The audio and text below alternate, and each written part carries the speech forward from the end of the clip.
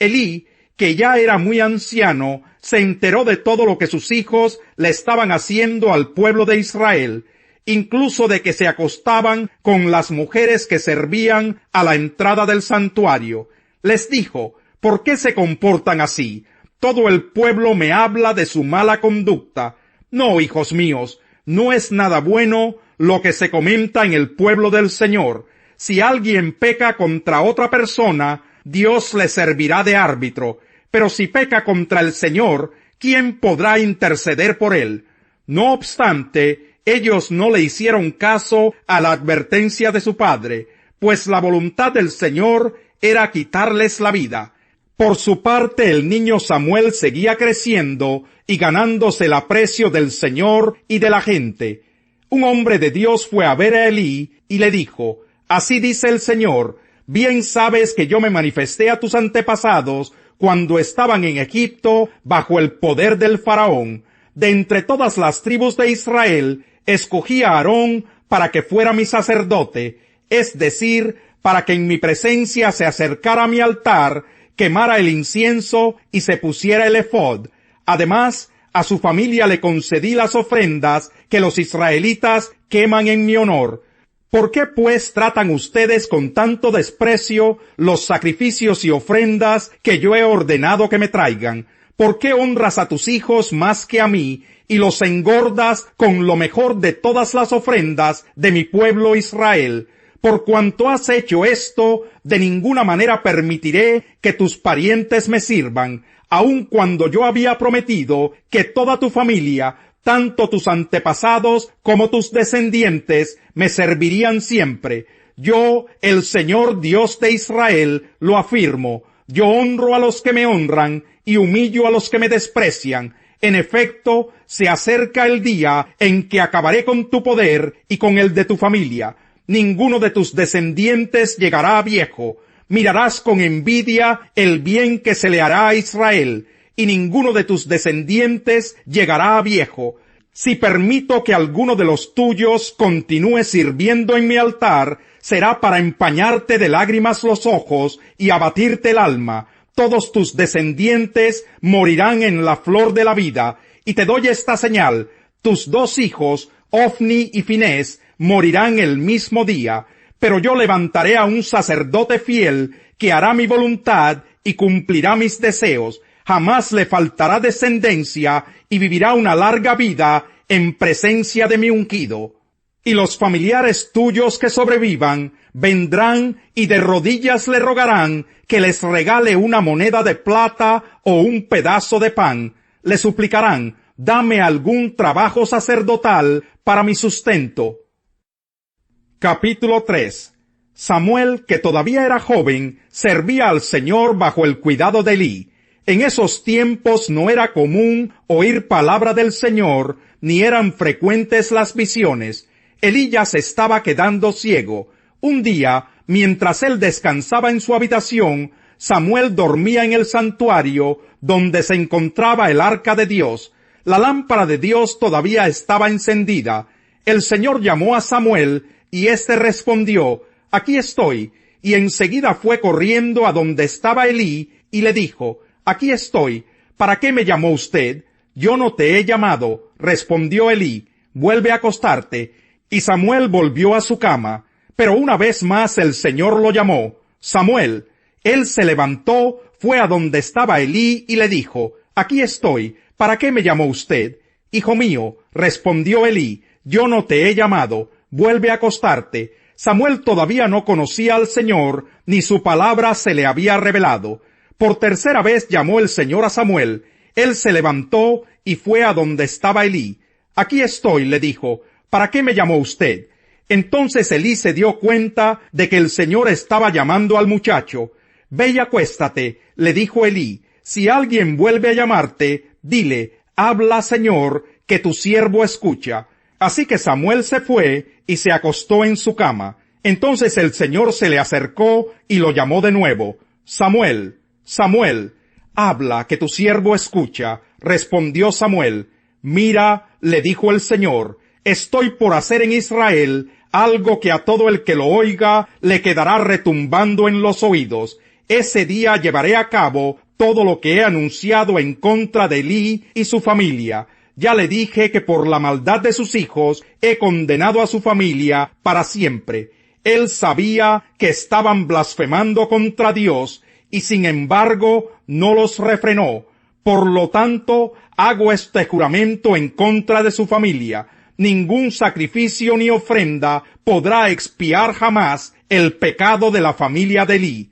Samuel se acostó y a la mañana siguiente abrió las puertas de la casa del Señor, pero no se atrevía a contarle a Elí la visión. Así que Elí tuvo que llamarlo. Samuel, hijo mío. Aquí estoy, respondió Samuel. ¿Qué fue lo que te dijo el Señor? Le preguntó Elí. Te pido que no me lo ocultes, que Dios te castigue sin piedad si me ocultas una sola palabra de todo lo que te ha dicho. Samuel se lo refirió todo sin ocultarle nada, y Elí dijo, Él es el Señor, que haga lo que mejor le parezca. Mientras Samuel crecía, el Señor estuvo con él y confirmó todo lo que le había dicho, y todo Israel, desde Dan hasta Berseba, se dio cuenta de que el Señor había confirmado a Samuel como su profeta. Además, el Señor siguió manifestándose en Silo. Allí se revelaba a Samuel y le comunicaba su palabra. Capítulo 4. La palabra de Samuel llegó a todo el pueblo de Israel. En aquellos días, los israelitas salieron a enfrentarse con los filisteos y acamparon cerca de Ebenezer. Los filisteos, que habían acampado en Afec, desplegaron sus tropas para atacar a los israelitas. Se entabló la batalla y los filisteos derrotaron a los israelitas, matando en el campo a unos 4,000 de ellos. Cuando el ejército regresó al campamento, los ancianos de Israel dijeron, ¿por qué nos ha derrotado hoy el Señor por medio de los filisteos? Traigamos el arca del pacto del Señor que está en Silo para que nos acompañe y nos salve del poder de nuestros enemigos. Así que enviaron un destacamento a Silo para sacar de allá el arca del pacto del Señor Todopoderoso, que reina entre los querubines. Los dos hijos de Elí, Ofni y Finés, estaban a cargo del arca del pacto de Dios. Cuando ésta llegó al campamento, los israelitas empezaron a gritar de tal manera que la tierra temblaba. Los filisteos oyeron el griterío y preguntaron, ¿a qué viene tanto alboroto en el campamento hebreo? Y al oír que el arca del Señor había llegado al campamento, los filisteos se acobardaron y dijeron, Dios ha entrado en el campamento. ¡Ay de nosotros, que nunca nos ha pasado algo así! ¡Ay de nosotros! ¿Quién nos va a librar de las manos de dioses tan poderosos que en el desierto hirieron a los egipcios con toda clase de plagas? ¡Ánimo, filisteos! Si no quieren llegar a ser esclavos de los hebreos, tal como ellos lo han sido de nosotros, ármense de valor y luchen como hombres. Entonces los filisteos se lanzaron al ataque y derrotaron a los israelitas, los cuales huyeron en desbandada. La matanza fue terrible, pues de los israelitas cayeron 30,000 soldados de infantería. Además, fue capturada el arca de Dios y murieron Ofni y Finés, los dos hijos de Elí. Un soldado que pertenecía a la tribu de Benjamín salió corriendo del frente de batalla, y ese mismo día llegó a Silo con la ropa hecha pedazos y la cabeza cubierta de polvo.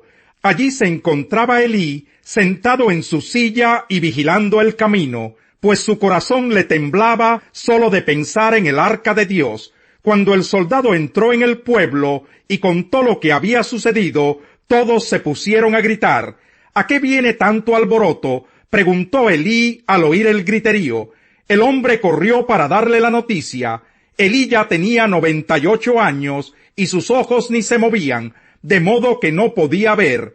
Vengo del frente de batalla, le dijo a Elí. Huí de las filas hoy mismo. ¿Qué pasó, hijo mío?, preguntó Elí. Los israelitas han huido ante los filisteos, respondió el mensajero.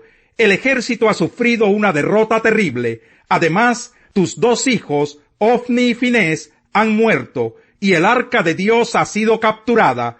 Solamente de oír mencionar el arca de Dios, Elí se fue de espaldas, cayéndose de la silla junto a la puerta. como era viejo y pesaba mucho, se rompió la nuca y murió. Durante 40 años había dirigido al pueblo de Israel.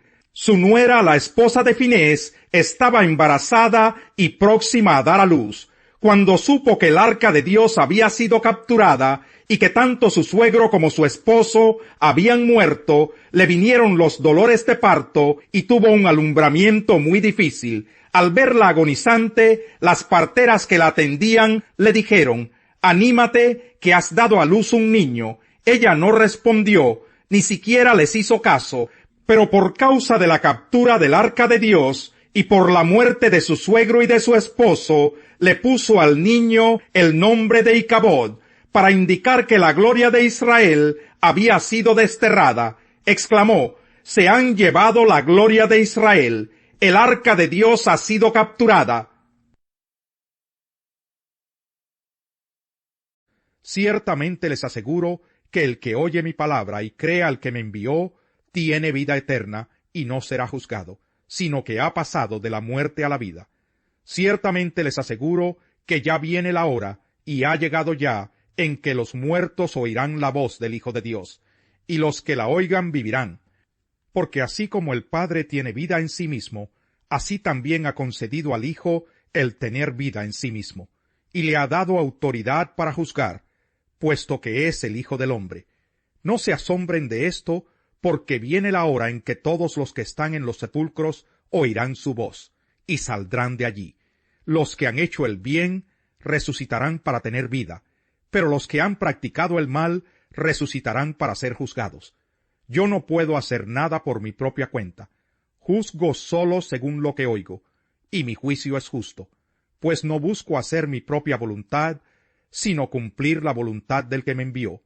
Si yo testifico en mi favor, ese testimonio no es válido. Otro es el que testifica en mi favor, y me consta que es válido el testimonio que él da de mí. Ustedes enviaron a preguntarle a Juan, y él dio un testimonio válido. Y no es que acepte yo el testimonio de un hombre, más bien lo menciono para que ustedes sean salvos. Juan era una lámpara encendida y brillante, y ustedes decidieron disfrutar de su luz por algún tiempo. El testimonio con que yo cuento tiene más peso que el de Juan, porque esa misma tarea que el Padre me ha encomendado que lleve a cabo y que estoy haciendo es la que testifica que el Padre me ha enviado. Y el Padre mismo que me envió ha testificado en mi favor. Ustedes nunca han oído su voz ni visto su figura, ni vive su palabra en ustedes, porque no creen en aquel a quien él envió.